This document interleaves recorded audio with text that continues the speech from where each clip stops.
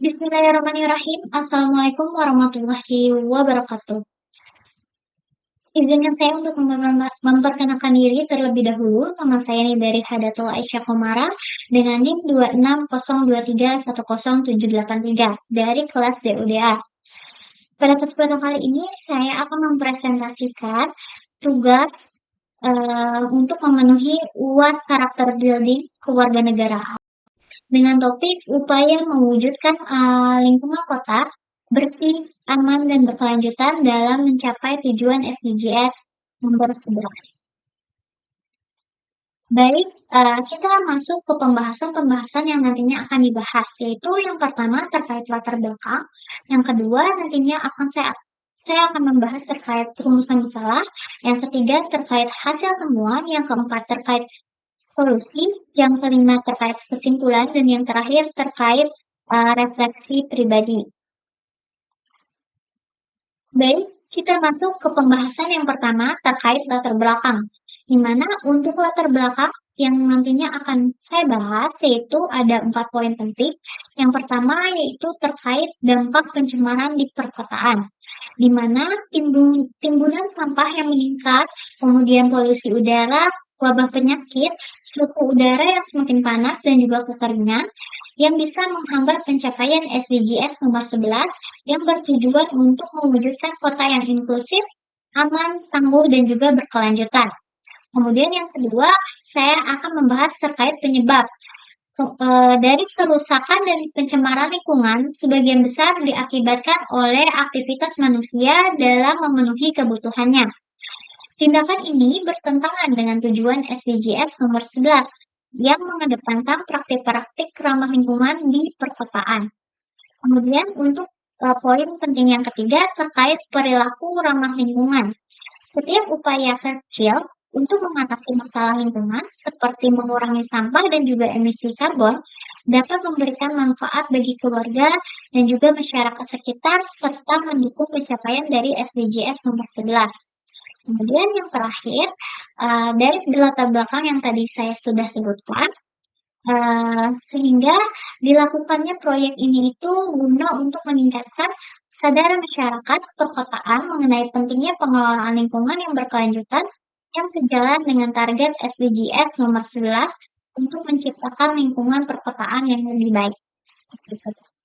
Kemudian kita masuk ke pembahasan yang kedua terkait rumusan masalah. Berdasarkan latar belakang yang telah saya kemukakan tadi sebelumnya, didapatkan rumusan permasalahan dari proyek ini, di mana yaitu terkait bagaimana pengelolaan lingkungan perkotaan dapat mewujudkan kota yang ramah lingkungan dan juga berkelanjutan dalam mencapai SDGs nomor 11. Kemudian pembahasan yang ketiga terkait hasil dan temuan, di mana sebelum saya membahas terkait hasil temuan, saya akan menjelaskan terlebih dahulu terkait pelaksanaan proyek yang baru saja selesai dilakukan, di mana pelaksanaan proyek yang kita lakukan ini menggunakan metode wawancara dan juga observasi ke narasumber seorang ahli di bidang lingkungan hidup. Di mana untuk saya sendiri, saya melakukan wawancara kepada seorang konsultan lingkungan yang bekerja di perusahaan konsultan lingkungan.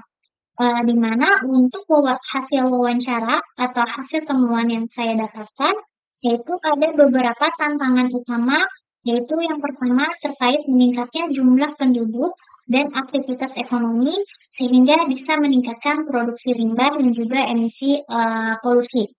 Kemudian yang kedua terkait kapasitas pengelolaan sampah yang tidak sebanding dengan volume sampah yang dihasilkan.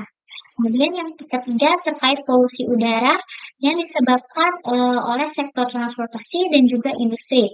Dan yang terakhir yaitu adanya kekurangan ruang terbuka hijau dan rendahnya kesadaran masyarakat tentang daur ulang yang bisa memperburuk kondisi dari lingkungan tersebut. Kemudian kita masuk ke pembahasan yang selanjutnya terkait solusi. Berdasarkan tantangan yang tadi saya sudah jelaskan, terdapat beberapa solusi yang bisa diterapkan untuk menanggulangi permasalahan tersebut. Di mana yang pertama, kita kita bisa menerapkan adanya bank sampah dan juga daur ulang. Pengelolaan sampah berbasis komunitas untuk daur ulang dan juga pengomposan. Kemudian yang kedua yaitu terkait transportasi berkelanjutan yang bisa mendorong penggunaan transportasi umum dan juga kendaraan listrik. Kemudian yang ketiga terkait adanya ruang terbuka hijau, di mana dilakukan dengan cara melakukan penanaman lebih banyak taman kota dan juga ruang hijau untuk menyerap polusi. Dan yang ketiga dan yang keempat yaitu terkait drainase berkelanjutan, di mana sistem drainase yang baik bisa dilakukan untuk mencegah adanya banjir.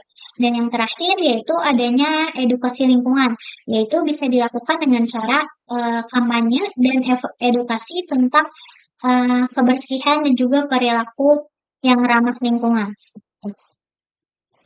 Kemudian yang selanjutnya terkait kesimpulan berdasarkan permasalahan dan juga solusi yang setelah saya kemukakan, terdapat kesimpulan di mana proyek ini menyoroti pentingnya partisipasi masyarakat, pengelolaan sampah yang baik, dan juga transportasi berkelanjutan untuk mewujudkan kota yang aman dan ramah lingkungan.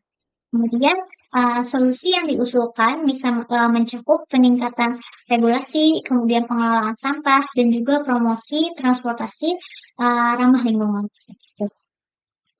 Kemudian untuk pembahasan selanjutnya dan juga pembahasan terakhir terkait refleksi pribadi, di mana untuk berdasarkan proyek yang telah kami lakukan, terdapat beberapa refleksi pribadi bagi diri saya, yaitu terkait adaptability, di mana saya belajar beradaptasi dengan tantangan dalam proyek seperti kesulitan pengumpulan data dan juga perbedaan pendapat dalam kelompok.